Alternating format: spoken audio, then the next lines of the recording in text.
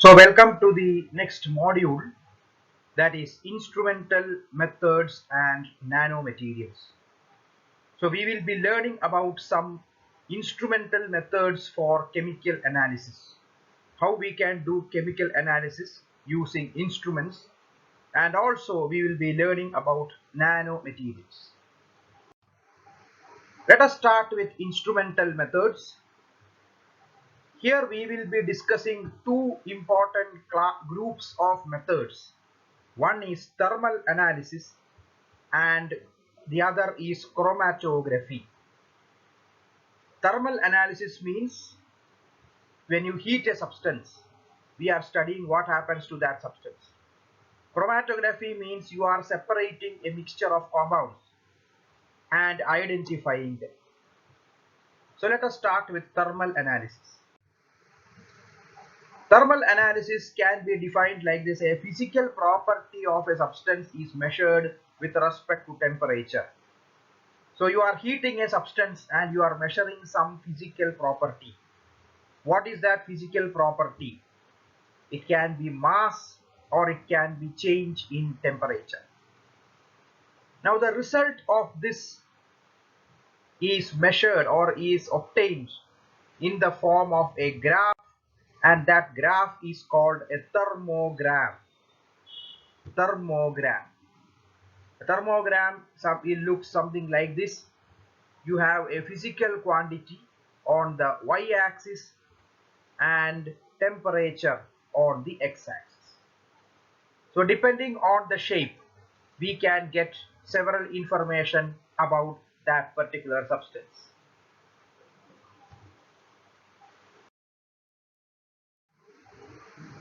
If you are measuring mass with respect to temperature, then that technique is called thermogravimetric analysis, short form TGA. Whereas if you are measuring change in temperature, then that technique is called differential thermal analysis, short form DTA. So we will be studying these two techniques, that is TGA and DTA. Thermogravimetric analysis. What is the principle of thermogravimetric analysis?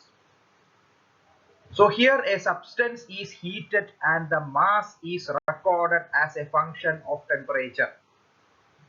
So heated means from room temperature to 1000 degrees centigrade a substance is heated, and after each temperature increase, the mass will be recorded. So what will happen? At high temperatures, if chemical reaction takes place, then the mass decreases. There is a decrease in the mass, and once we study that, we can understand the thermal stability of a substance, whether it is stable thermally or not. Okay, whether it is stable thermally or not. This is the thermogram that you are going to obtain after this experiment. Okay, so you can see here there are two types of shapes in this thermogram. One is this one, the horizontal line. It is called horizontal line. That tells you that there is no mass change. So no mass change means it is thermally stable, indicates thermal stability. Then you have a slanting line like this. That indicates there is a mass change, the mass decreases, and that means some chemical reaction is taking place. Okay, so when you heat a substance, if you get a horizontal line only, it means the substance is thermally stable.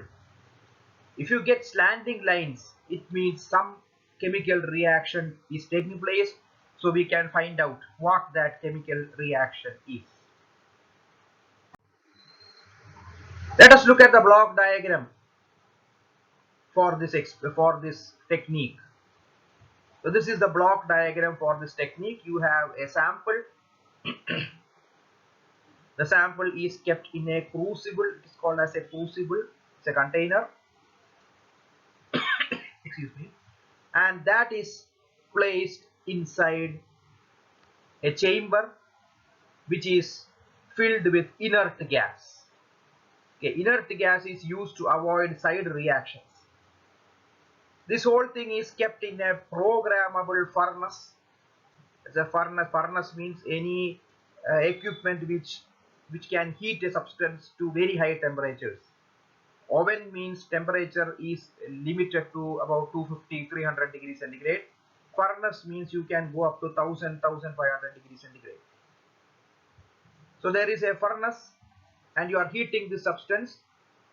This is connected to a balance so that the weight, the mass can be measured, and also it is connected to a temperature sensor so that the temperature can also be measured. Both these results go into the computer. The computer generates the final thermogram. Okay, so what you are doing, you are taking the sample, a small quantity, only 10 milligrams is required. Take the sample, place it here, measure the weight, measure the temperature, then switch on the instrument, start heating. So as the temperature increases, the mass of the sample is measured, the result goes into the computer generates the final thermogram. From the thermogram we can interpret the thermogram and we can understand a lot of things about that substance. So what are the applications of TGA? Just I will give you the applications and then we can see one example. So identification of substances. Each substance has a unique thermogram. So we can identify substances. We can understand the thermal stability of substances. We can find out decomposition temperature, at what temperature the substance decomposes. So when you get a slanting line, you can find out at what temperature that occurs. We can find out the purity of substances. Pure substances, you will get one thermogram. If there is an impurity, you will get some additional slanting lines in the thermogram. We can study decomposition mechanisms, how the decomposition occurs, what is the reaction, that we can study. And finally, we can determine the composition of the mixture. So these are some of the important applications of TGA. So here comes one important question, university question. Describe the principal, instrumentation, working and applications of TGA. Normally it is asked as a 10-mark question. Coming on to one example, let us take this example. This is calcium oxalate monohydrate. Let us look at the thermogram for calcium oxalate monohydrate. This is the thermogram that you are getting. So you can see here mass against temperature. You can see here there are 3 slanting portions. Okay, which means that 3 chemical reactions are taking place.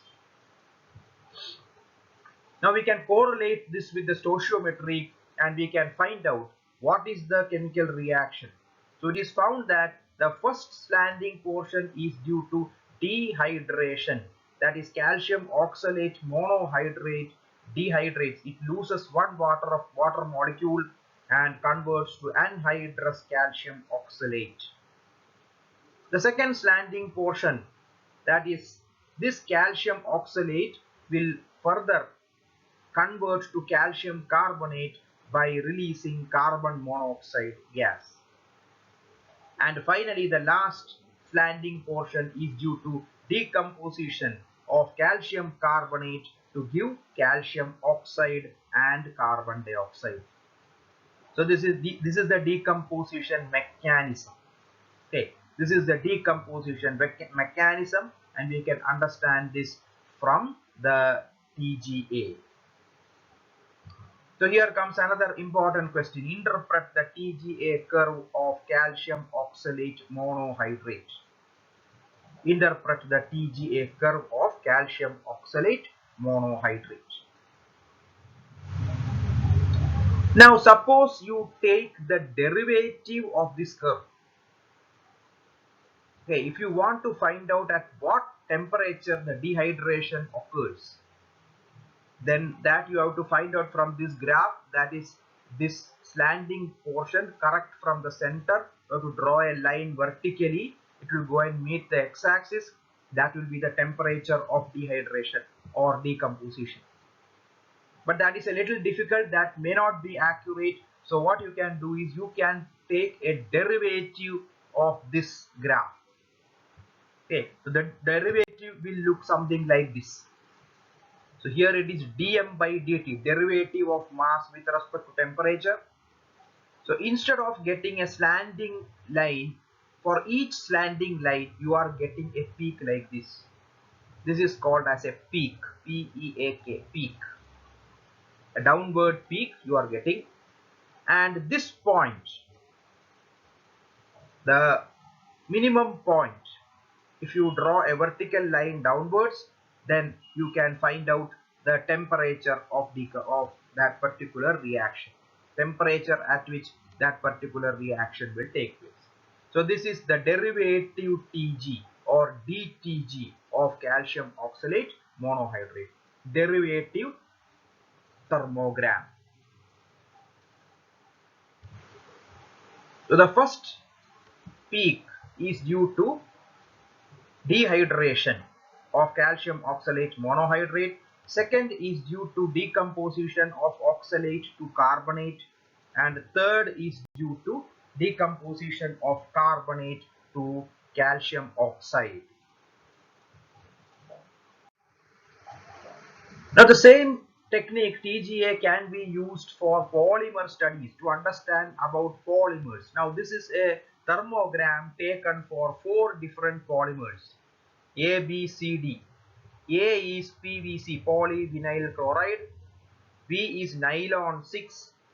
C is LDPE, low density polyethylene, polyethylene that is used for making carry bags. And D is PTFE, polytetrafluoroethylene or Teflon. You know it as Teflon better. So you can see here, when you compare these 4 thermograms, what do you understand? You can see this A, PVC. PVC starts decomposing at a temperature around 215 degrees centigrade. Okay, and by the time you reach 490 or 480 degrees centigrade, nearly 500, everything decomposes. Okay, complete decomposes.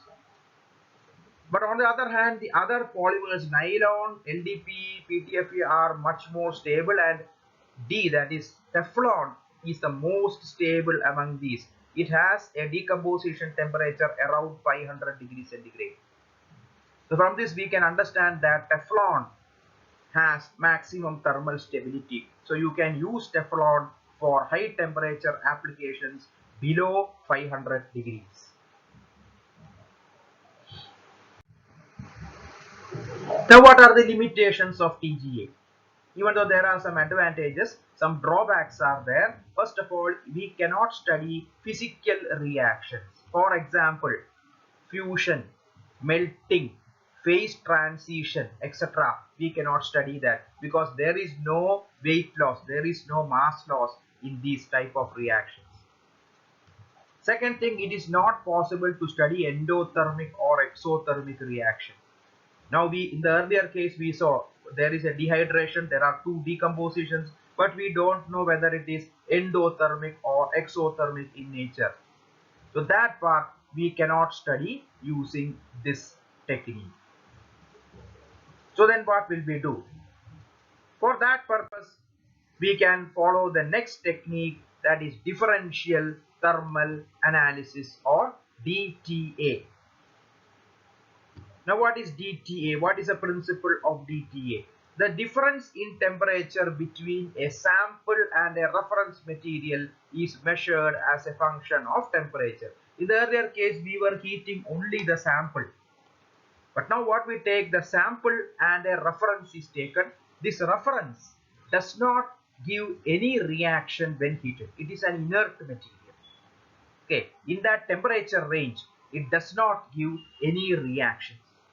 So you will get a horizontal line for this reference material. If you take the Tg of the reference material, you will get a horizontal line.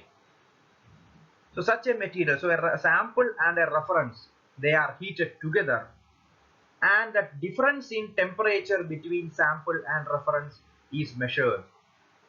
So all reactions are followed by absorption or liberation of heat. So there will be a change in the temperature of the sample. Whenever a reaction takes place, the sample temperature will be different from the reference temperature. Okay. The temperature of the sample and the temperature of the reference will be different. And so from this, we can find out whether the reaction is endothermic or exothermic. Even physical reactions we can get, because physical reactions also proceed by change in temperature.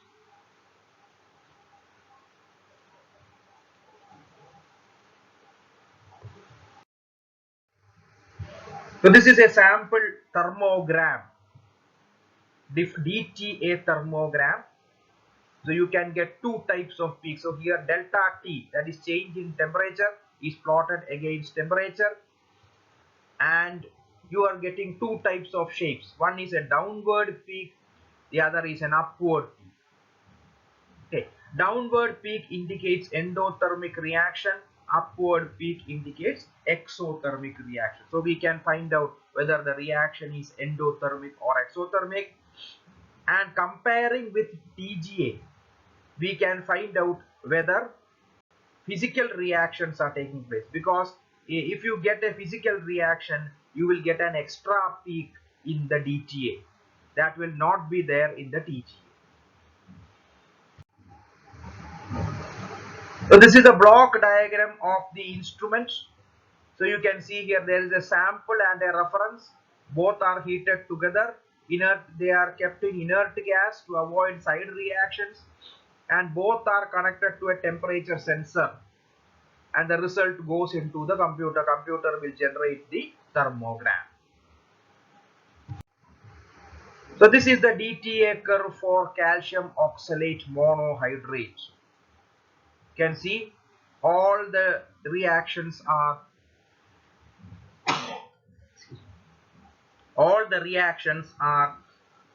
endothermic in nature. First one is calcium oxalate monohydrate dehydrates to give calcium oxalate. Then calcium oxalate decomposes to calcium carbonate, and calcium carbonate forms calcium oxide. So all the reactions are endothermic in nature. Advantages: can identify physical reactions also. Can identify whether the reaction is endothermic or exothermic. These are the two advantages. So the limitations of TGA are the advantages of DTA. Applications: identification of substances. Again, each substance has a unique DTA thermogram. Thermal stability we can understand. Finding decomposition temperature, determine purity, same as that of TGA. Then what is the difference here? We can find endothermic and exothermic reactions, and also we can study phase transition, that is physical reactions can also be studied. So an important question: describe the principal instrumentation, working and applications of DTA.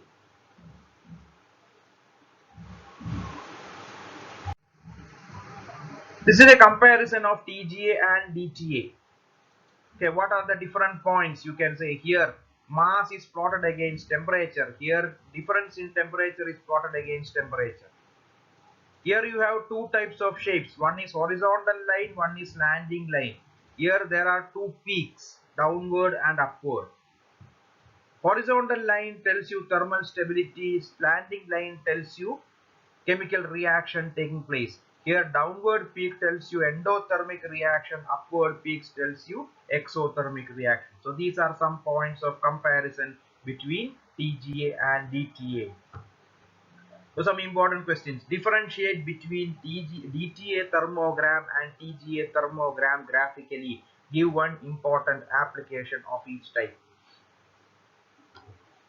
What is thermal analysis? List two techniques of it. Compare their principles. Okay. Then compare the instrumentation and thermograms of TGA and DTA. So these are some important questions. This is a thermal analyzer, a modern thermal analyzer. Actually, in the modern instruments, you can do both TGA and DTA together. Okay, earlier the instrument was you cannot do both that together. You have to first do one, then you have to do the other one. But now technology has improved. You can do both simultaneously. Okay, so this is a photograph of a modern thermal analyzer.